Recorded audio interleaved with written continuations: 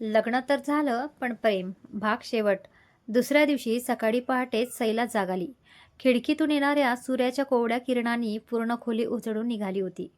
तिने अलगद डोळे उघडले. काही क्षण ती तशीच शांत पडून राहिली. तिच्या ओठांवर नकळत हसू उमटलं. कालपासून तिच्या आयुष्यात आलेला प्रत्येक क्षण ती पुन्हा पुन्हा आठवत होती. तिने हळूच बाजूला पाहिलं. आरव अजूनही शांत झोपला होता. त्याच्या चेहऱ्यावर समाधान स्पष्ट दिसत होतं.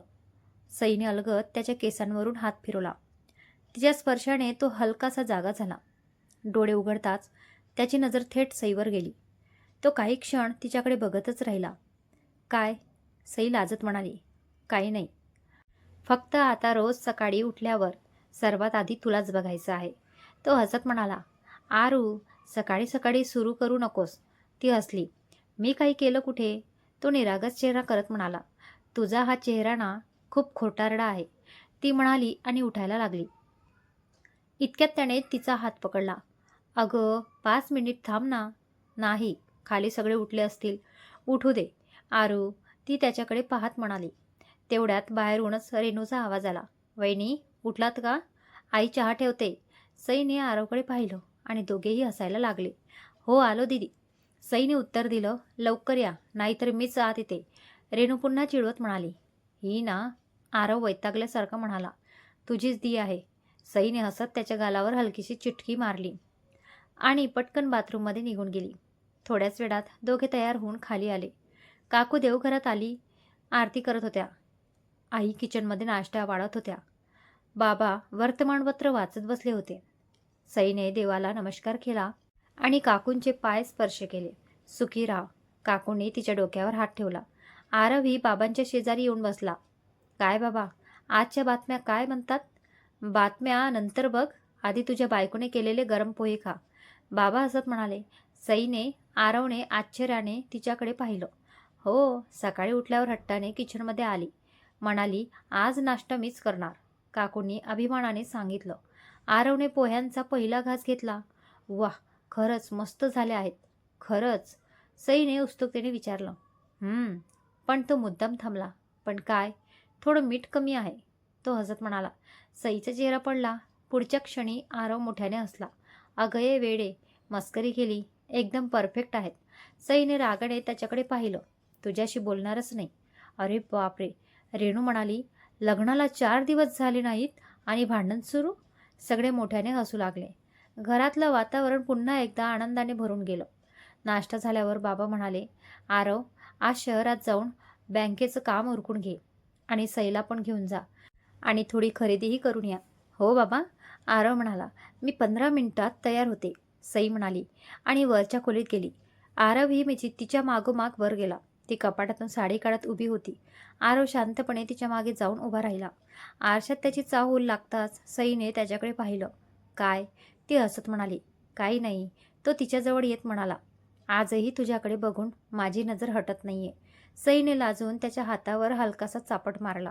पुरे आता. खाली सगळे वाट बघत असतील. 2 मिनिट, तो म्हणाला आणि तिच्या कपाळावर अलगद ओठ टेकवले. सईने हसत त्याच्या हातात हात घेतला. चल, आता उशीर होईल. दोघेही एकमेकांकडे पाहून हसले आणि खाली उतरले. त्यांना कल्पनाही नव्हती की आज शहरात त्यांची अशी एका व्यक्तीशी भेट होणार होती, जी त्यांच्या आयुष्यातला एक छोटासा पण महत्त्वाचा धागा पुन्हा जोडून जाणार होता. दोघेही खाली आले तसे काकूंनी दोघांकडे पाहिलं आणि समाधानाने हसल्या. या, आधी देवाचं दर्शन घ्या. दोघांनी देवाला नमस्कार केला. काकूंनी त्यांच्या हातावर साखर ठेवली. असंच हसत राहा, त्या म्हणाल्या. सईने त्यांच्या गळ्यात हात टाकला. काकू, तुमच्यामुळेच हे सगळं इतकं सुंदर झालं. अगं वेडे, आता हे घर तुझंच आहे. काकूंनी तिच्या डोक्यावरून प्रेमाने हात फिरवला. तेवढ्यात रेणू किचनमधून बाहेर आली. आई, आता भावूक होणं झालं असेल तर नाश्ता वाढू का? सगळे हसायला लागले. हो ग वाढ, आई म्हणाल्या. सगळे डायनिंग टेबलवर बसले. गप्पा रंगल्या होत्या. बाबा अधूनमधून आरवकडे बघून हसत होते. शेवटी आरवनेच विचारलं. बाबा, काय झालं? सकाळपासून माझ्याकडे बघून हसताय. काही नाही रे, कालपर्यंत आमचा मुलगा होता, आता कुणाचा तरी नवरा झाला. बाबा म्हणाले तसे पुन्हा एकदा टेबलवर हशा पिकला. सई लाजून खाली बघू लागली. बरं, आता पुरे त्याला चिडवणं, काकूंनी हसत म्हटलं. नाश्ता झाल्यावर बाबा म्हणाले. आरव, शहरात जाऊन बँकेचं काम उरकून घे. कागदपत्र तयार आहेत? हो बाबा. आणि सईला पण घेऊन जा. तिचीही थोडी खरेदी होईल. आई म्हणाल्या, ठीक आहे. आरवने उत्तर दिलं. सई वर जाऊन तयार झाली. तिने आकाशी रंगाची साधी साडी नेसली होती. केसांची सैल वेणी घातली होती. आरव खाली गाडी काढत उभा होता. ती बाहेर आली तसा तो काही क्षण तिच्याकडे पाहतच राहिला. काय झालं? सईने विचारी. दरवेळी तुला पाहिलं की नव्याने प्रेमात पडल्यासारखं वाटतं. तो हसत म्हणाला. अहो आता चला. ती लाजत गाडीत बसली. गाव मागे सरकत होतं. रस्त्याच्या दोन्ही बाजूंना हिरवीगार शेतं डोलत होती. सई खिडकीतून बाहेर पाहत होती. आरू, इथलं सगळंच किती सुंदर आहे ना. पण माझ्यासाठी सगळ्यात सुंदर दृश्य सध्या माझ्या शेजारी बसलंय. सईने हसत त्याच्याकडे पाहिलं. तुझं ना काही खरं नाही. खरं तर आता सगळंच खरं आहे, तो म्हणाला. दोघेही हसले. काही वेळात ते शहरात पोचले. बँकेचं काम अपेक्षेपेक्षा लवकर झालं. चल आता खरेदी करूया, आरव म्हणाला. दोघे एका मोठ्या दुकानात गेले. सई, आई, काकू आणि रेणूसाठी साड्या निवडत होती. ही काकूंना छान दिसेल का? तिने विचारलं. खूप छान. आणि ही रेणूसाठी? ती म्हणेल अजून महाग घ्यायला हवी होती. आरव हसत म्हणाला. खरंच? सई ही हसू लागली. तेवढ्यात आरव बिल भरायला काउंटरकडे गेला. मागून अचानक एक परिचित आवाज आला. आरव, त्याने मागे वळून पाहिलं. समोर उभी असलेली व्यक्ती पाहून त्याच्या चेहऱ्यावरचे भाव क्षणभर बदलले. अनन्या? आरवच्या तोंडून नकळत शब्द बाहेर पडले. समोर उभी असलेली अनन्या हलकसं हसली. हो, इतक्या वर्षांनी भेटतेस आणि चेहरा असा का केलाय? ती म्हणाली. नाही, फक्त अचानक तुला इथे बघेन असं वाटलं नव्हतं. आरव म्हणाला. तेवढ्यात सईही तिथे आली. आरू, बिल झालं का? ती म्हणाली आणि तिची नजर अनन्यावर गेली. आरवने लगेच दोघींची ओळख करून दिली. सई, ही अनन्या माझ्यासोबत कॉलेजला होती.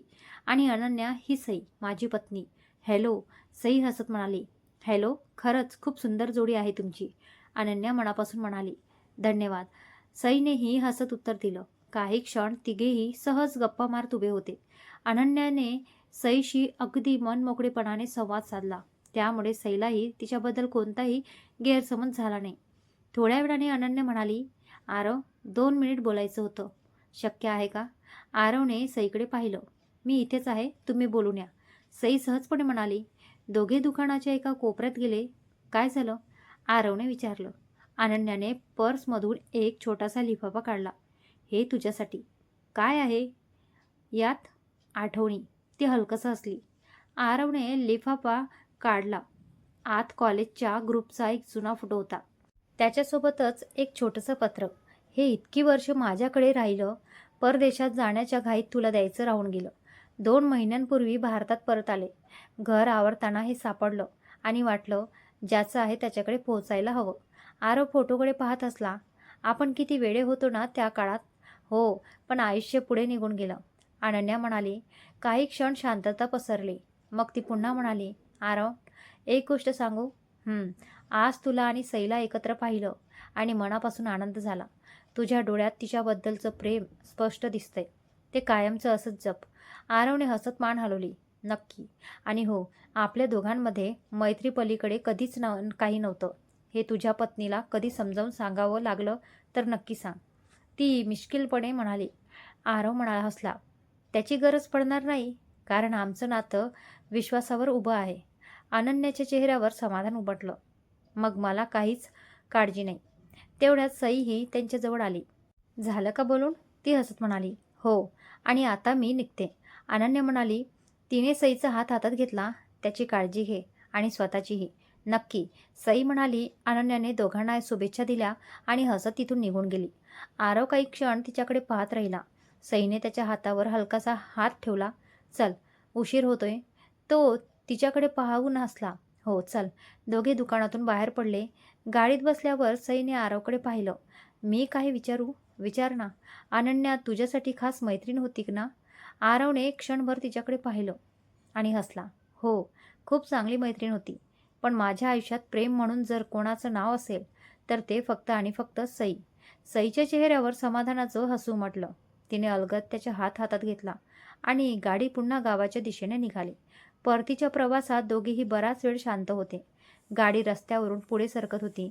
खिडकीतून येणारा गार वारा सईच्या चेहऱ्यावर येत होता. ती बाहेर पाहत होती. पण मन मात्र आरवच्या शब्दात अडकलं होतं. काही वेळाने आरवने तिच्याकडे पाहिलं. "काय विचार करतेस?" तो हसत म्हणाला. सईने त्याच्याकडे पाहिलं आणि हलकंसं हसली. "काही नाही." "खोटं?" "खरंच." "मग एवढी शांत का?" त्याने विचारलं. सईने त्याचा हात हातात घेतला. "आज एक गोष्ट कळली." "काय?" "नात्यात विश्वास असेल ना, तर कोणतीच भीती वाटत नाही." आरवने तिच्याकडे पाहिलं आणि "माझ्यासाठी हा विश्वासच सगळ्यात मोठा आहे." तो म्हणाला. काही वेळात दोघे घरी पोचले. गाडीचा आवाज ऐकताच रेणू धावतच बाहेर आली. "आले, शहर फिरून आले महाराज." ती हसत म्हणाली. "दी, पुन्हा सुरू झालीस?" आरव म्हणाला. "अरे, वहिनीला विचारू का? दादा वाटेत त्रास तर नाही दिला ना?" रेणूने सईला विचारलं. सई हसली. "नाही, आज तर अगदी शहाण्यासारखे वागले." "म्हणजे बाकीच्या दिवशी शहाणे नसतात का?" रेणूने चिडवत विचारलं. आरवने तिच्या मागे धावण्याचा अभिनय केला आणि सगळे मोठ्याने हसू लागले. संध्याकाळी अंगणात सगळे एकत्र बसले होते. काकूंनी गरमागरम भजी केली होती. आई चहा घेऊन आल्या. बाबा गावातल्या जुन्या आठवणी सांगत होते. त्या सगळ्या वातावरणात सई अगदी मनापासून रमली होती. ती हळूच काकूंच्या जवळ जाऊन बसली. "काकू." "काय ग?" "धन्यवाद." "कशासाठी?" "मला इतकं प्रेम दिलत म्हणून." काकूंनी तिच्या गालावरून हात फिरवला. "अगं वेडे, तू या घरात सून म्हणून नाही आलीस, आमची मुलगी म्हणून आली आहेस." हे ऐकताच सईच्या डोळ्यात पाणी आलं. तिने काकूंना मिठी मारली. आई ही जवळ आल्या. "आता रडायचं नाही, फक्त हसायचं." त्या म्हणाल्या.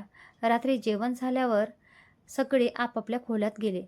आरव आणि सई गच्चीवर आले होते. आकाशात चांदणं पसरलं होतं. गाव शांत झोपलं होतं. दोघे कठड्याला टेकून उभे राहिले. सई हळूच म्हणाली. आज मी खूप आनंदी आहे." "का?" "कारण मला फक्त चांगला नवरा नाही, तर खूप छान कुटुंब मिळालं." आरव हसला. "आणि मला माझ्या आयुष्याची खरी साथ मिळाली." त्याने तिचा हात हातात घेतला. "सई, एक वचन देशील?" "काय?" "काहीही झालं आयुष्यात, कितीही संकट आली, तरी माझा हात कधी सोडायचा नाही." सईने त्याचा हात अजून घट्ट पकडला. "तू सोबत असशील तर मी कधीच सोडणार नाही." दोघेही एकमेकांकडे पाहून हसले. त्या क्षणी त्यांना कोणत्याही शब्दाची गरज नव्हती. त्यांच्या नजरेतच सगळ्या भावना दडल्या होत्या. खाली अंगणातून काकूंचा आवाज आला. "अहो दोघांनो, उद्या सकाळी लवकर उठायचं आहे बरं का. आता झोपा." दोघेही हसले. "आलो." आरवने मोठ्याने उत्तर दिलं. तो सईकडे वळला. "चल, आता आपल्या नव्या आयुष्याची खरी सुरुवात करूया." सईने हसत मान हलवली. दोघे हातात हात गुंफून खाली उतरले. त्यांच्या मागे चंद्रप्रकाश शांतपणे अंगणात पसरत होता आणि त्यांच्यासमोर आयुष्यभराच्या सुखी संसाराची एक सुंदर वाट उलगडत होती. तर मित्रांनो, आपली ही स्टोरी इथेच संपली आहे. तुम्हाला ही पूर्ण स्टोरी कशी वाटली मला कमेंटमध्ये कळवा आणि चॅनलला सबस्क्राईब करा.